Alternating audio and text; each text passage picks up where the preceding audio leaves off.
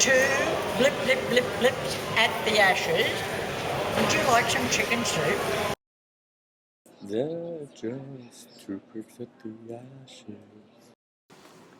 2 pricks at the Ashes, 2 pricks at the Gabba. It's the end of cricket on day 5. It's the same old Ashes story.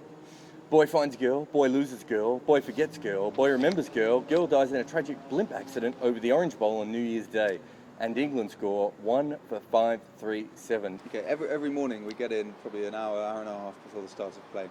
We're sitting in the press box, checking emails, Facebook, Twitter, Daily Mail website, Bebo, that sort of stuff. Yeah. And every morning we just, my attention always gets jogged up, and I look down and I see Andrew Hilditch, who's the chairman of the Australian selectors, and Lockie Patterson doing laps of the pitch, and they do about 4 or 5 laps where they very, very sort of just power walk gently round, nice little chat. One of them inside the rope, one of them outside the rope. And it's always the same every morning. So we thought we'd film it and show you.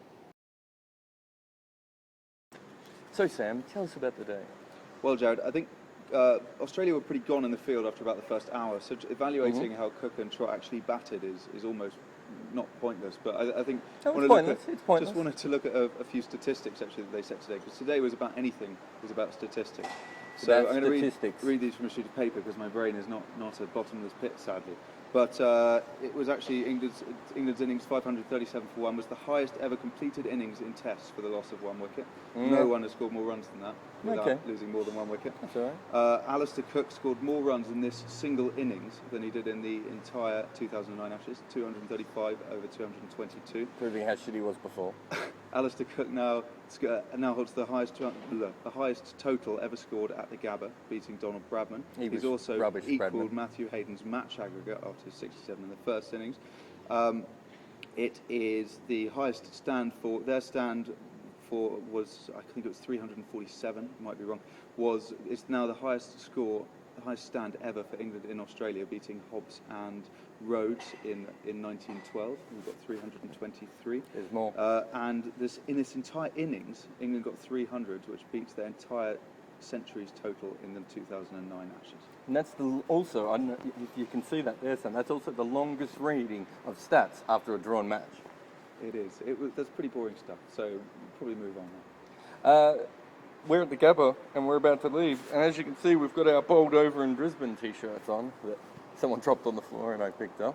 Are you going to be sad to leave the Gabba? Sort of slightly, strangely sad. It's not a very pleasant stadium. It looks a bit like a car park. It's really dirty, but there's sort of the seats are very beautiful and there's no one in it like today. The seats are very beautiful. It's also a fucking labyrinth. It is the hardest fucking place to get around. And me and him, we're running around trying to film bullshit for you guys. We're getting lost. And last night the security guard said to me, "How do I get out on the ground?" I mean, for fuck's sake, it is a confusing place. Was he trying to find his backpack? I think it was a woman. Was it? Okay. But no, it was that security guard. I couldn't tell if it was a woman or a man. Sorry. But anyway, the best thing about I do like you can't see them probably. The floodlights are very cool. Yeah. They're very sort of big and imposing. I'll be happy to leave because this pitch is not a Gabba pitch. No, the pitch has been horrible. That's partly actually why you see today was the Australia ending on 100 for 1. Ponting looked like he could have stayed there for hours. He was batting better than a runner ball on the 5th afternoon on without really trying. Against the number 1 ranked spinner in the world, who he absolutely took apart. Kevin Peace. Who would have thunk it? We were at the press conference yesterday for Cook and Strauss, and we noticed an unusual bond between the pair. It's nobody's business but ours.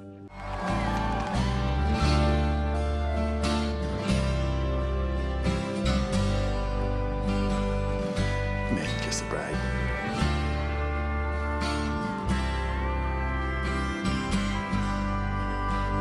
Do you know somebody named Jack? We was fishing buddies.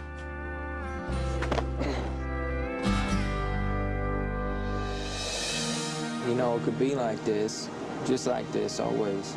This thing grabs hold of us in the wrong place, and we're dead. You boys sure found a way to make the time pass up there. You don't go up there to fish. You don't know nothing about her.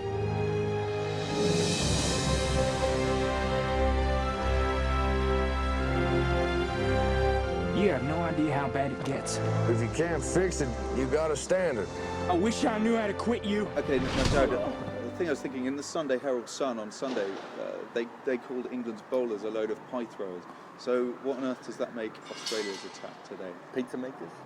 Pizza makers. So I know, it's the Sunday Herald Sun, so it's in Melbourne, so dim sim makers, perhaps. Dim sum makers. Okay, Dim sim, not some. Dim sim. So which... It's a Melbourne delicacy. I'll take you out when we get down there. I look forward to that. Yeah. You're paying. Yeah, but they're only about 50 cents each, so... Okay, let's move on.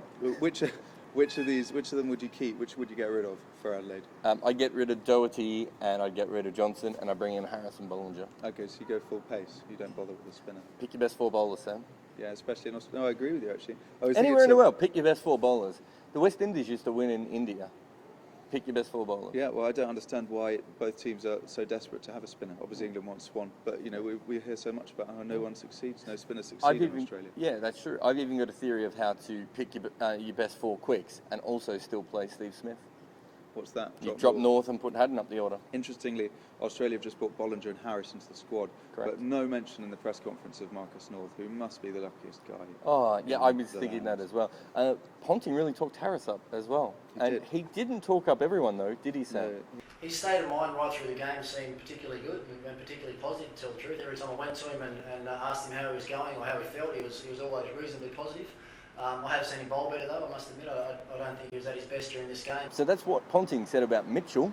And you happen to be lucky. We happen to get special rights today where we can actually show you some of the cricket. So here's Mitchell bowling.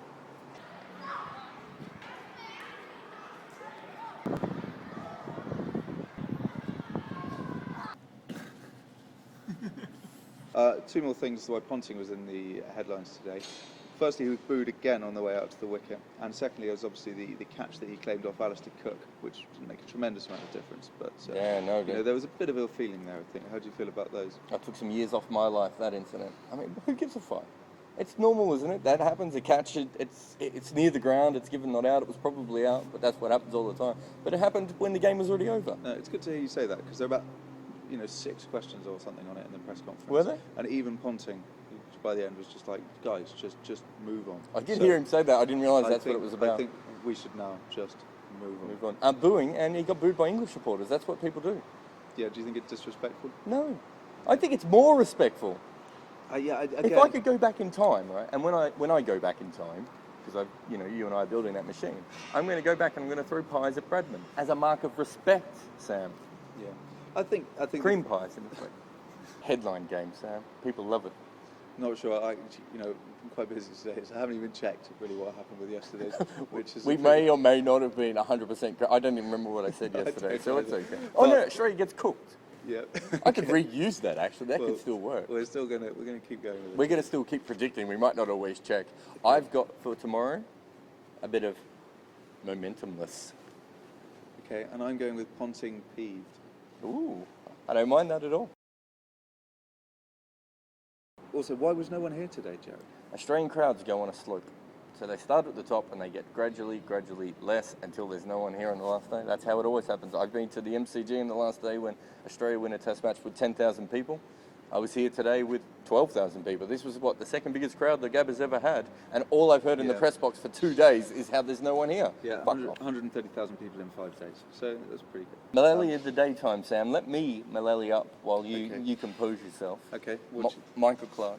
What am I? I'm all about fingers on this thing. Michael Clark can't field. Mullally. Drop catch. That was 2 drop catches. 2 drop catches. One yesterday, today. Today's was absolute sitter. He should have got it and, sniffed the ball and thrown it away. I don't know why you'd sniff it, but that's what you'd do. Who's your Mullally of the day? I'm going Andrew Strauss, just for the timing of the declaration. I thought it was a little unnecessarily early. Gave Australia time to get 100 for 1, Ponting time to hit Vin and Swan around, especially Swan needs a bit of confidence, sent him flying. And I think it was pretty obvious looking at the pitch that we weren't going to win, but it's pretty tenuous. We've done really well for the last couple of days. So. That's the end of 2 Creeks at the Ashes. We're saying goodbye to Bris Vegas, hello to Radelaide, and that's we'll see you from there. Made my hair at the back of my neck stand up.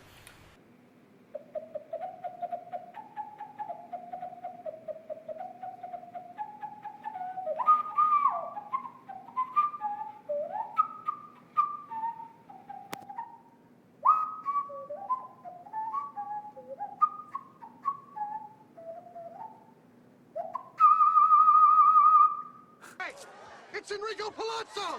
Yeah.